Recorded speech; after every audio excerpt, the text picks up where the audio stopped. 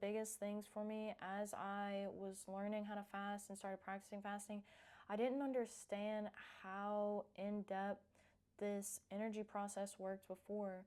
And I struggled for years with acne and special face wash medications.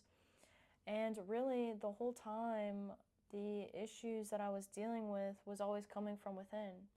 So when I started to learn how to fast, I went through a whole period of learning how to trust my body, learning how to trust my central metabolism. So if you're not familiar with central metabolism, it is the life force that flows through us all the time. So I always talk about like an open casket. If you've ever gone to a funeral, you can see the body there, but yet it's frozen, it's rigid, it's stiff, and it is lacking that spirit, that life force that flows through it.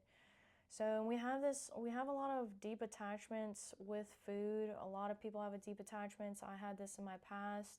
And so I really think that there's no better way to go within and to basically reconstruct your digestion and reconstruct your mental picture towards the world with fasting. So believing in my body was the most difficult thing. I still come into time periods where I find myself doubting my body and my body's ability to take care of me. And I often find myself now, trying to encourage other people, don't be afraid. Your body's meant to adapt. Our immune systems are meant to adapt. Most of our health is, a lot of it is coming from the thoughts that we have about our bodies and about ourselves. So like maybe you're someone who you always go to look in the mirror and you look at your stomach. You immediately look at that belly fat, that area that you dislike. We've all done it, right?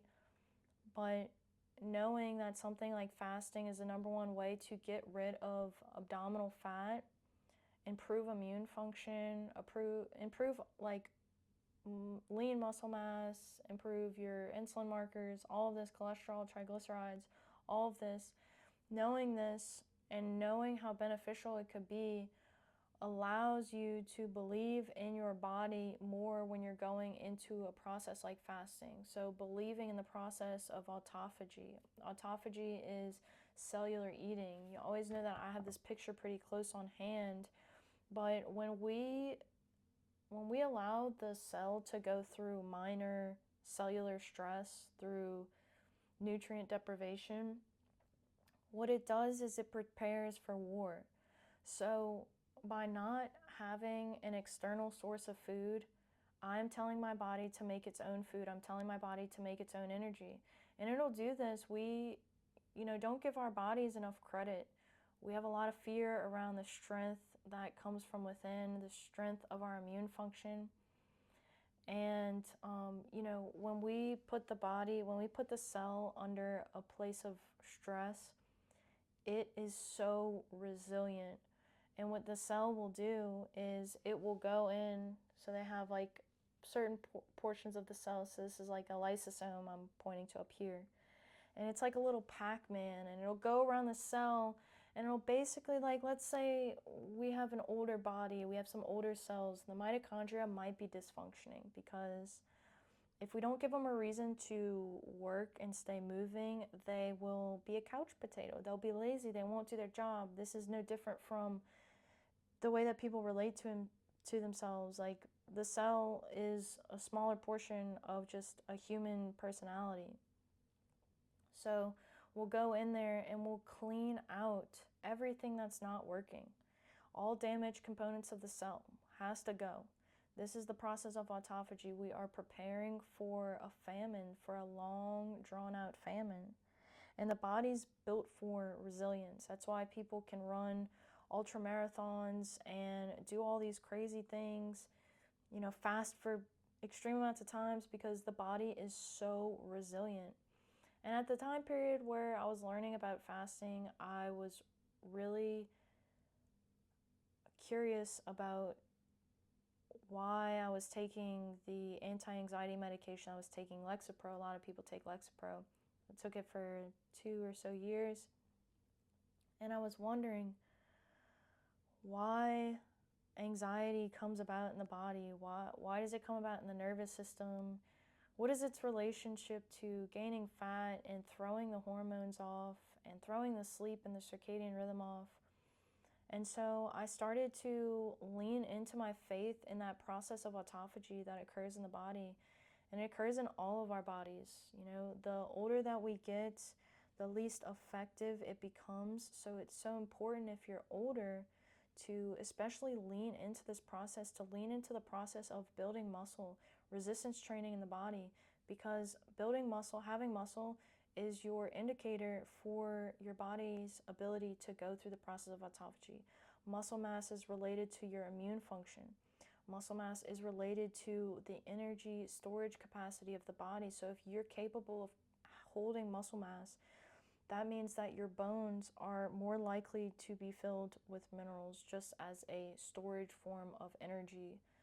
Because if the body is completely out of minerals, we have things like osteopenia, right?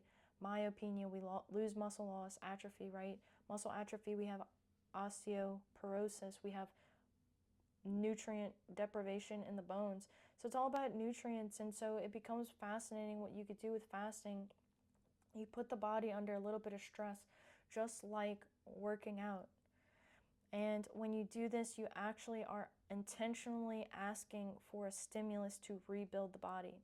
So that is the problem with some of the drugs like Ozempic, is that we are giving a false trigger to go into the state of autophagy, and we are not actually reaping the benefits of the GLP-1 pathways, which is meant to rebuild and restructure the body in a strong state. And that is why a lot of people tend to lose excessive muscle loss when they're on the GLP-1 drugs. So it's so important to understand why certain drugs are made in the body. Like, why are all these pharmaceutical drugs targeting this healing pathway of fasting? Why is that? It's so interesting, huh? And it becomes more interesting when you start to become really enthusiastic about mitochondrial functioning, and just the history of our medicine in general. So fasting is one of the number one ways to reset the body, reset the circadian rhythm, lowering heart rate, retraining cholesterol. I can't say anything bad about it. I haven't had terrible experiences. Of course, I've had some rough experiences, like you have a rough workout here and there, but for it to clean up my skin health, especially, my skin's largest organ, so for it to do the clearing and the cleansing that it does, and to see that outward manifestation of what could be going on in the cell, it's quite fascinating. And I said this before, but I track most of my, I track all my measurements on my Oura ring. So I'm constantly tracking, if I'm doing a fast this day, how does this affect my sleep? Everything that I do is to help my body rest and restore better. I am focused on the immune function all the time. I think the immune function is the most beautiful, most powerful thing in the body, keeping that healthy and strong and eliminating a lot of these chronic diseases. I think we just have a lot of fear around having faith in the body. And if this is you, I just want you to know that your body is so resilient. It is so strong. It's meant to endure stress. It's meant to go without food sometimes. That's why we sleep every night. We need to go without, and when we feed, we need to feed with the essential amino and fatty acids. We need to get into the sunlight, and we need to move and rest. So believe in your body, believe in your body's ability to take care of you. This is my biggest challenge, but also my biggest strength. And so I hope that it can become your biggest strength. Just believe in yourself. That's basically it. It's the story that everybody's been saying for the longest time. And I think there's no better way to do that than to go through a fast. And, when you have those hunger pangs come up, you remember This is what I'm doing. I'm having faith in my body. My body is going to break down and make these sugars, and it's going to keep me sustained and full. And when I'm done doing this fast, my body will be stronger. I'll be lighter. Someone told me the other day, they're like, you lost a little bit of weight, because I've been doing a lot of fasting lately and trying to sit with my thoughts and, feel certain things. And I told them I lost everything that I didn't need. And that's what happens when you fast. You lose things that you never needed in the first place. And that's what happens when you lose weight. Anything that you lose, you didn't need. So if you found this video helpful, please like, share, and subscribe if you want. As always, I do wish you so much luck.